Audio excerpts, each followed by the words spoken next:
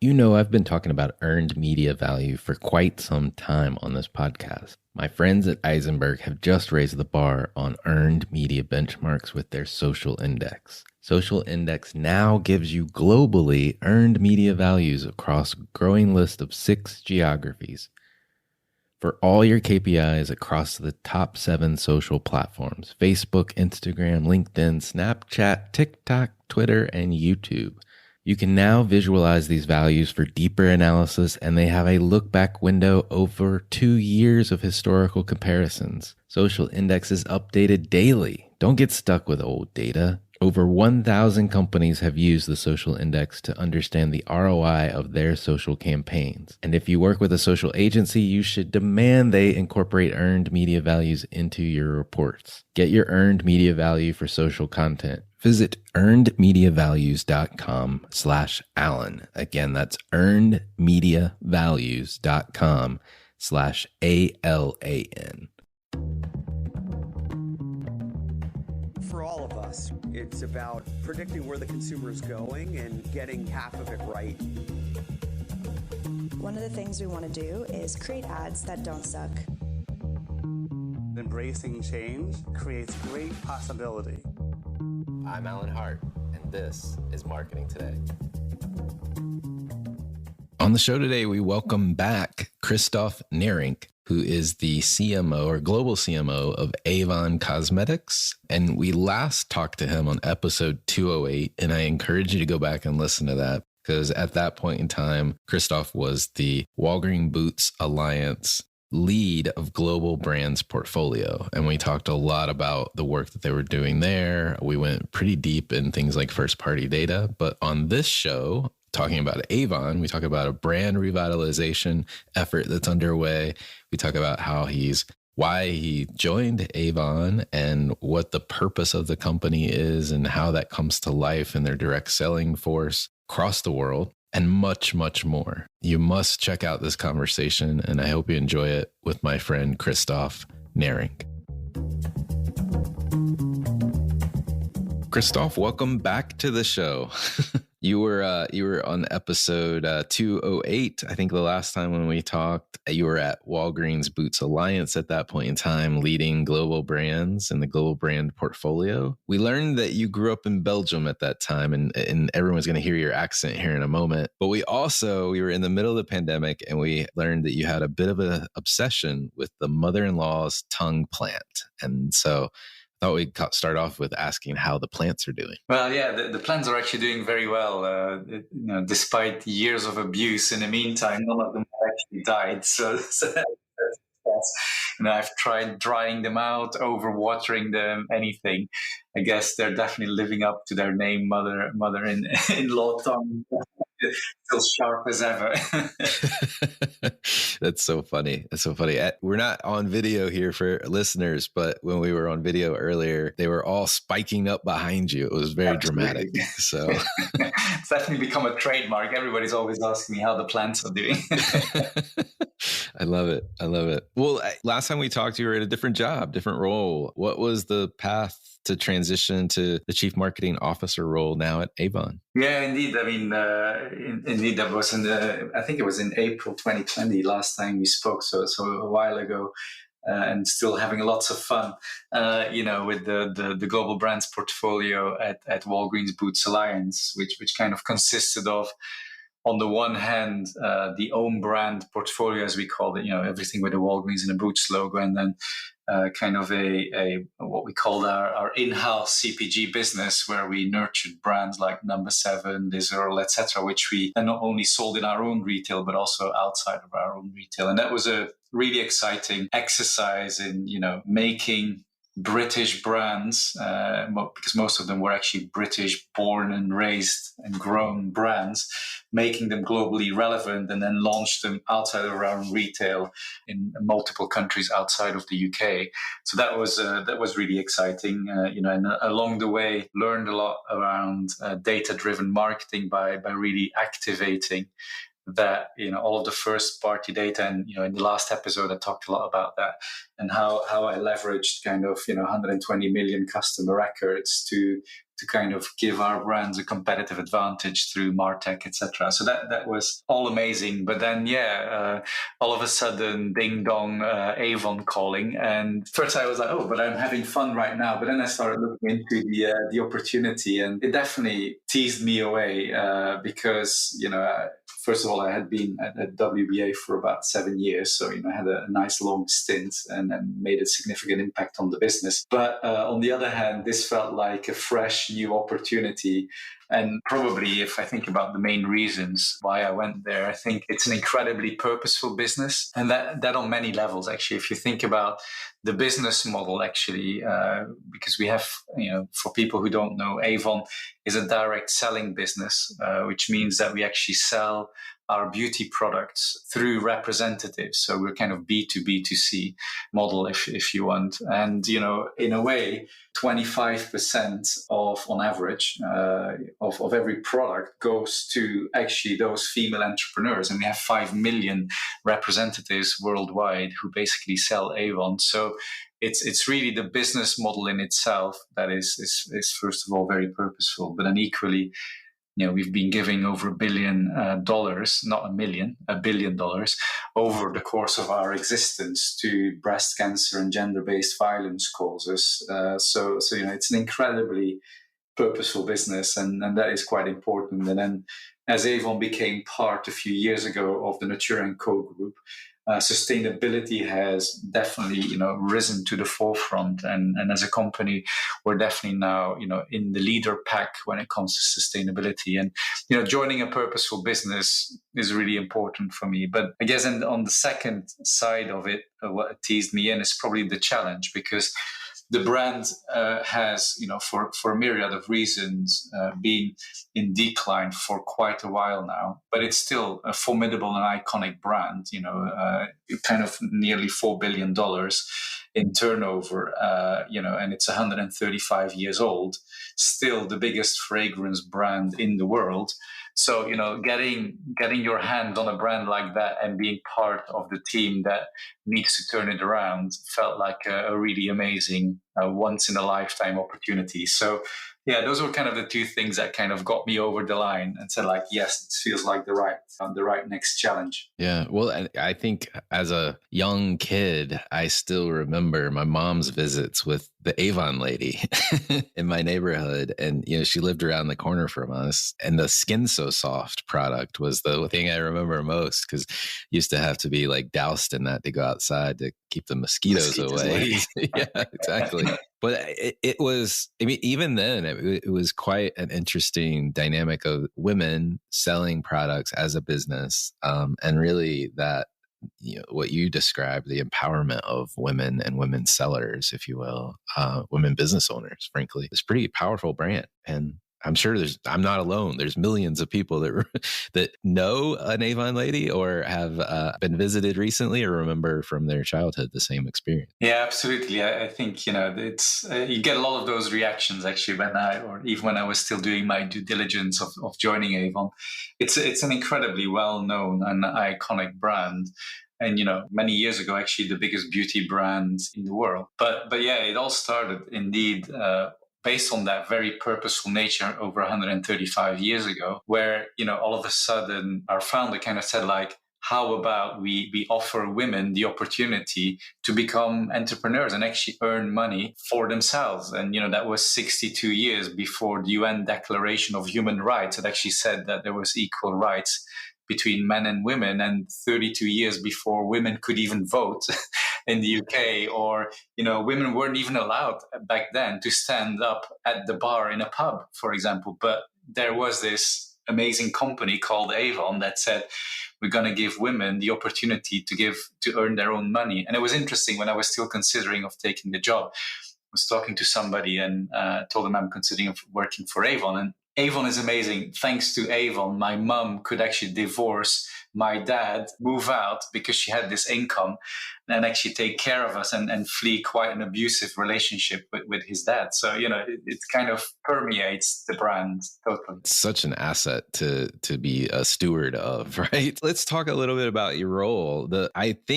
You were head of global brands at Walgreens Boots Alliance, but I think this is your first quote unquote global CMO role, if I've got it right. And so I'm curious how the role is structured, what it all includes. Yeah, I think, when I was still at WBA, my role was kind of more, call it a CMO role of a division within the company. It still was a very sizable division at around $5 billion in turnover.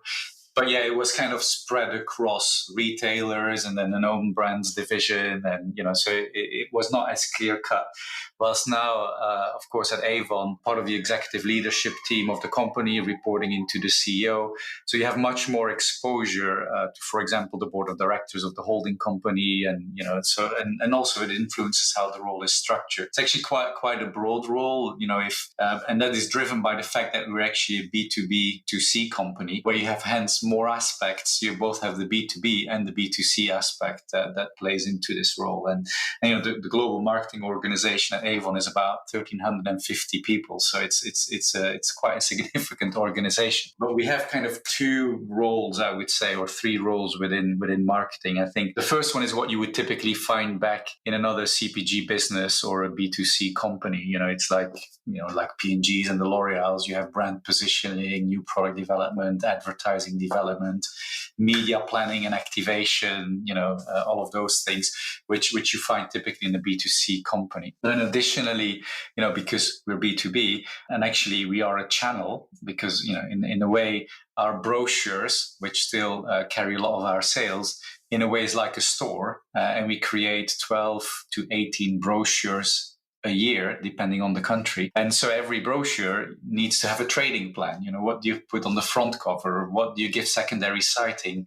What promotions are you running? So it's kind of more like a trading job or trading or merchant team job and what they would do in a retailer. So it's quite a commercial, that's why we call it commercial operations, quite a commercial part of the role actually. And then the third area is more around the omni-channel transformation. So direct to consumer e-commerce, live selling, those kind of channels, and opening these up for the brand. So those are kind of the three big areas, brand, kind of more commercial operations, and then lastly, kind of omni-channel transformation of the brand. Let's talk a little bit more about the challenges then. It's a very different organization from WBA, Avon. And how would you either compare the challenges that you're facing now or just describe them a little bit more in depth? Yeah, clearly, in WBA, the challenges were slightly different. As I mentioned earlier, it was around, creating global relevance for those brands that were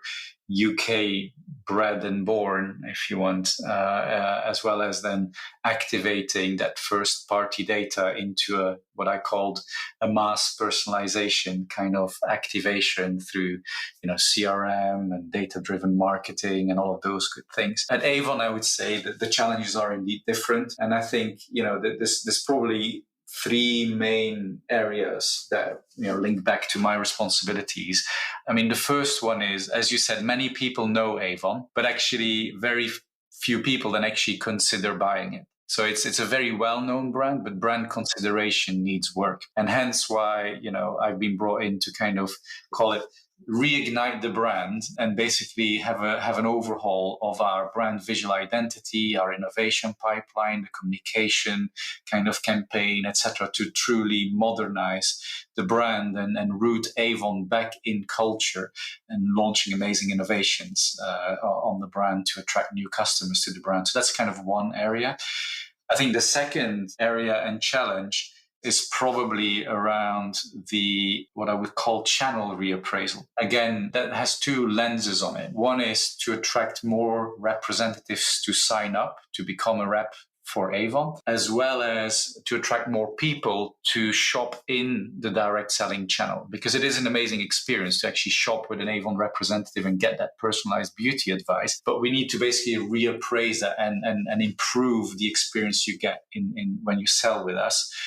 And then third main challenge is around opening up beyond just what I would call direct selling. It's really, or a paper catalog, face-to-face selling. It's really digitizing the business and making our brand more accessible through online channels, and then turning the brand into a true omni-channel brand. So those are probably the three biggest challenges that I'm faced with, if you want. I would love to take a couple of those and kind of go a little deeper. Like we talked about the purpose of Avon is one of the reasons you joined. It's one of the reasons people know the brand. And it is historically kind of rooted in that direct selling channel. And so as you're expanding channels in which consumers can interact with reps themselves, but also potentially like reorder or direct sales in the future, like how do you I guess, where do you find either inspiration, or how are you thinking about balancing that mission and purpose with the need to modernize at the same time? That's a tricky one. Yeah, it is, because particularly you're dealing with a brand with a very strong legacy, indeed, and a good legacy as well. And that's where I did lots of digging in the Avon archives and talking to lots of people to understand what makes Avon Avon. And I think that this kind of, I would say, probably three things that make Avon Avon. One bit is, great products, great quality products at great value. The second bit is around this whole purposeful nature of the brand, which we've discussed. And then the third bit is really that personal relationship that is being built between the representative and the customer. And that's why we actually call it, rather than direct selling, we actually call it relationship selling, because that's really the crux of it. Is you have that representative that knows the consumer, knows their family, knows what their needs are, and hence recommends on that basis what the right products are for that customer. And that's actually quite a high-end personal beauty advice that, if you go to department stores, that's what you get there. So in a way, it's an amazing asset. And that's where I think, for me, to retain that, clearly we need to move on from and it's still an important piece, and it will continue to be an important part of the business, the face-to-face direct selling model with a paper catalog. I mean, that is still big for us. And so we need to nurture that and embrace that as well. But at the same time, that's where then the modernization comes in for the brand, is how do we increase the access to the brand? How do we make it possible for our representatives to not have to go to somebody's doorstep with a paper catalog to sell to them? And that's where a few months ago, we launched a new app called Avon On. And what it actually allows our representatives to do is actually to do proper social selling. So they can connect their own social media channels, Facebook, Instagram, TikTok, whatever. They can connect that with our digital asset management tool. So they can take basically pictures. I can say, for example, today I want to sell lipsticks. They put lipsticks in the search in our digital asset management tool. It pops up with a number of images. They select the image they want to use. They either create a headline themselves, or they take one of the headlines that we suggest. Then they post this on their social channels. Then if somebody buys through that, of course, they get the commission. Equally, we have now a kind of digital version of our brochure. They can send that link through WhatsApp through, some of their customers. The customers can flick through the brochure, buy, and then either decide, I want the rep to come to my house to give the products and have a chat about them, how to use them or whatever. Or actually, I prefer them to be delivered next day through the post office or whatever, to have direct delivery to their doorstep without the rep being involved. So again, there's a much more, frictionless way of accessing our products rather than always having the rep coming to your door with a paper catalog. And that's really the transformation. But again, if the customer wants it, they can still access that personalized beauty advice, that high touch. And that's where I think it's important to differentiate the shopping missions that our customers are on. Are they on a discovery mission? Then probably they would want to talk to a representative. We give them that option. If they're actually just on a replenishment and they know which product they want, etc., there's no need to have the high touch, and they can just quickly order it through the links that they get from their representatives. So we're definitely opening up this whole ecosystem to and now actually about, if you would go back 2 years, only 10% of the customer interactions would happen through digital. Now, actually, that has increased to 30% of business transactions happening through digital channels. That's a huge shift. And as you talk about it, like I had this thought, like you guys are the original social commerce business. Yeah, it is true, actually. Yes, and actually activating to that point your representatives as a channel, a media channel almost, is absolutely amazing. Like recently we had this activity where we had some influencers go on a 7 days challenge with one of our skincare products, our power serum. And, the influencers would do, test their face on a machine, would tell them how old their skin was and how many wrinkles, etc., etc. And then they would do a new test 7 days later after using the product for 7 days. And of course, that would show significant progress. And what we saw is that not only did our representatives share that content then through their own channels, so they amplified it, but then equally, many of them actually took the same challenge themselves. And so we gave them some guidance on how to make before, after pictures and things like that, and how to facilitate that whole 7 days challenge. And actually, we had loads of our representatives doing that same 7 days challenge. And to your point, it is indeed the original social selling. And that's where I think we have absolute gold dust in these 5 million representatives, and actually activating them as a media channel to amplify the brand. Of course, we need to give them the right content to do this is absolutely very powerful. No, yeah, it makes a lot of sense. Well, you're doing a lot of work on modernizing the channels to market and working with your quote unquote influencers and sellers. You also mentioned revitalizing the Avon brand as well, and starting with it sounded like you started with looking through the archives, basically. Where did the brand start? What all else have you been doing as it relates to revitalizing, and like how is that work going at this point? Yeah, indeed. And I think, when you go back, I think, as I mentioned, I kind of came across three, and we call it the Avon Trinity, if you want, three main dimensions for the brand that have always been present, and that I think in the current cultural context are still very relevant and just need some dusting up and kind of some modernization around that. But clearly, the first key element is around this element of progress for women and being the brand that stands for progress for women, that both for our representatives as well as our consumers through the products that we offer. And, that kind of comes from that fundamental brand belief that a better world for women is ultimately a better world for all of us. And, there's lots of research that supports that, etc. So that was kind of one cornerstone, if you want, for the brand. The second one was, when you look throughout the history, innovation and creating aspirational beauty, but do that at irresistible value. I would say, democratizing the best in beauty has always been in the DNA of the brand, and so actually recently, the way we started activating that was actually we did some product testing where we tested 20 of our best-selling, most iconic products versus prestige products that would actually cost 3 to 4 times more.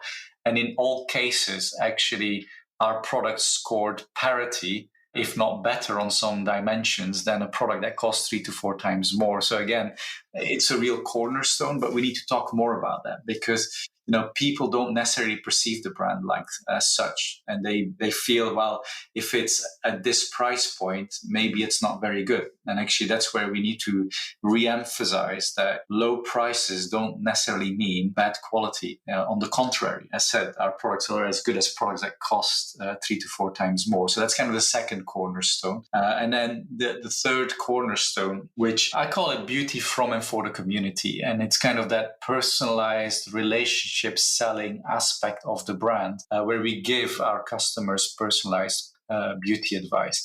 And that links back to what I mentioned earlier. This is really a channel reappraisal campaign that shows how amazing it is to shop with an Avon rep, but also how amazing it is to be an Avon rep. So that's we call it. The campaign has just been released, and it's around we call it Beauty Your Way campaign. It really emphasizes, whilst in the past we would have a lot of representatives join us because there was a free gift or whatever.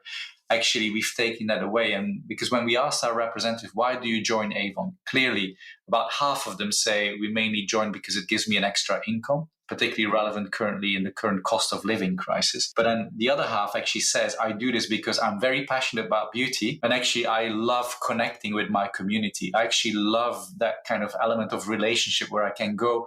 Actually, the best quote I've heard from a rep is, I don't go see clients, I actually go see friends. And we talk about beauty. And it's that element that I think we need to emphasize because, sometimes an Avon representative doesn't have the best possible image to it because people think it's still door-to-door selling with a paper catalog. But, it's a digitized business. And I just saw some stats this morning, actually, that showed that on the back of this new recruitment campaign, over 20% of the new people who have joined us during the month of June, actually, when we started releasing this campaign, over 21% are Gen Z. So they're between 18 and 25 years old. So, it's a real good sign that on the back of this modernization, both in terms of how our representative sells and repositioning the brand and some of the channel kind of reappraisal, as I mentioned, that this is attracting a new and different type of representative that I think will help, again, on the long term in terms of the reappraisal of the brand and the channel. Yeah, I applaud your efforts. I mean, it's amazing what you're doing and working on all multiple different fronts. And I just love stories of like great brands and businesses. It may have become a little dusty over the years, getting new life and finding new platforms to grow. It's actually the most enjoyable thing I get to hear. So I applaud your efforts. But I mean, you are working on so many different fronts. I'm curious, like, as you're transforming all of these different areas, like what type of marketing talent are you looking for these days? And has it changed at all? Well, it's quite a broad role. So yeah, ideally, I'd look for unicorns. Unicorns that do both amazing brand building as well as amazing digitally native kind of talent. But yeah, those are quite difficult to find. But in a way, on the one hand, you can call it almost East Coast versus West Coast marketing. On the one hand, I need great brand builders. People can tell amazing stories. I almost call them story sellers because ultimately we need to give our representatives stories that they can tell their customers, and they're going to bring their customers into the brand and buy the products that we offer. And then you have this whole, how do we make our brochures attractive and tell those stories, etc., because it's still a really important tool for us. So, I would call it, the East Coast marketing skill of great creative brand storytelling, etc., and help with that brand transformation piece that I was mentioning earlier, and telling the story and updating the story and modernizing the story around the Avon brand. That what makes it special. But then secondly, as we're venturing, as I mentioned, quite firmly into a more omni-channel model where it's no longer about the door-to-door paper catalog, but it's a true omni-channel model that includes DTC, social selling, live selling, a whole ecosystem in how we want our representatives to be selling going forward. I do need people who are absolute wizards with first-party data, digital, who can do who are excellent in precision media, CRM and loyalty programs, personalization, all of those things. So that's kind of I would say the talent that I'm looking for, and still it's very difficult to find people who are good at both. So the only thing, if there's any talent at the start of their career that is listening, my strong advice is, because I do think it's the future, is experiment laterally in both type of roles. Don't necessarily focus on, I'm going to become an absolute expert in just digital marketing or an absolute expert in creating amazing brand stories and positioning. You need both skills. I think you need a bit of East Coast and West Coast to be successful, I think. Yeah, no, I totally agree. And there's not enough unicorns to go around either. So you can, if you are a unicorn and you develop yourself as such, there's a strong pipeline for you. Absolutely. And not the only one looking for them, indeed. No, not at all. Not at all. Well, this has been a lot of fun talking about Avon and learning about that. Normally, I ask my favorite question, but I've already asked it of you. The question for listeners is, what experience of your past defines and makes up who you are today? But on episode 208, We learned that your leadership style is driven by James Collins' book, Good to Great, and this concept of a level 5 leader and of being humble yet driven, and the experience you had working with a leader at P&G that initially canned your project. But demonstrated that level 5 leadership, listening to you, and ultimately made the decision to revive the project that went on to win awards within P&G. So I encourage listeners to go back, listen to 208.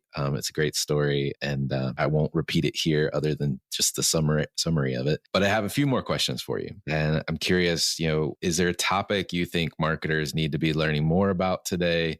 Or maybe it's something you're trying to learn more about yourself? Yeah, and it links back to the talent question that you've just asked. I think it's really important that you manage both in a balanced way, and there's some kerfuffle currently between the marketing greatness of this world between Byron Sharp and Binet and Field, and they're kind of flagging each other off. But I think ultimately the truth is somewhere in the middle. You need both. And I think I've actually, before I started the Avon role, I had some time off on garden leave, and I actually took the time to actually read back the How Brands Grow from Byron Sharp, and I read Binet and Field again. And I think it's important that, because they're such important and kitchen logic concept, but so often they get forgotten in the day-to-day action. So that's one, I would say, linked with call it the East Coast kind of marketing. From a West Coast marketing, I mean, can only blink and everything has changed. And so being on top of, if you think about everything that is changing around, the deprivation of the third-party cookie, some interventions Apple put into iOS in terms of privacy. I mean, next year we'll have the sunset of GA360 and the forced move into GA4, and the implications that has from a privacy perspective and the use of data. I mean, you need your first-party data yourself. If you don't have it, you're going to be vulnerable as a business. And so really reading up on the fast-evolving landscape in that space, and make sure that you're equipped to deal with that, and that you focus on building your own first-party data set and MarTech infrastructure to be able to leverage that, I think is absolutely crucial. So those would probably be my top 2 tips if you want. No, I think that's perfect. And the highlight of Byron and Binet and Field and the dispute that's going on between them.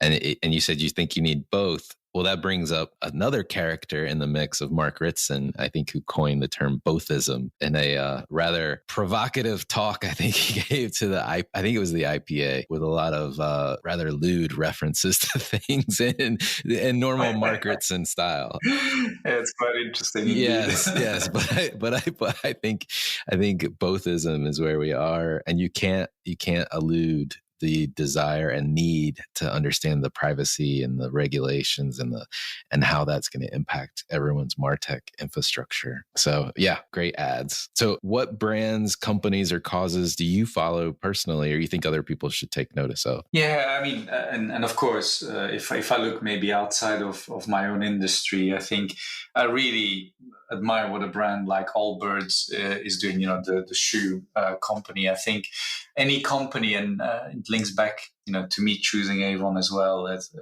and giving the brand a new lease of life of another 100 years or so, is, I think as a business, you need to successfully combine commerce and purpose, because I think only those brands will eventually survive on the longer term if they do add something to society. And I think the way Allbirds showed up and kind of shocked the industry a little bit with their positioning, and it's such a great positioning. It's all about comfort, simplicity, and environmental impact, and that's kind of it. And I was really admiring how they then actually teamed up with one of their biggest competitors, Adidas, to create the lowest carbon footprint sneaker, etc. I think they're just the way they operate. And I know they had a bit of a bumpy IPO, but beyond that, I think it's I think as a company and the way they operate, they position themselves, and how they're incredibly true to their North Star, I think is really admirable. No, I agree. And I now that you mentioned that, my Allbirds that I have are getting a little worn, and I need to maybe go buy a new pair. Yeah, they're great, comfortable shoes. And to your point, the eco story is amazing as well. Last question for you. What do you think is the largest opportunity or threat facing marketers today? Yeah, I mean, the biggest threat is probably not driving growth as a marketeer. I think I mentioned that last time as well, because I think the average tenure of a CMO is now down to 18 months. If I recall the stats correctly, it's now the chief most out or something like that. But, and actually, I think there was another stat that I saw, is that I think 75% of CEOs believe that their marketeers don't really understand ROI. So I think if you're just a pretty pictures department, that's a pretty big threat.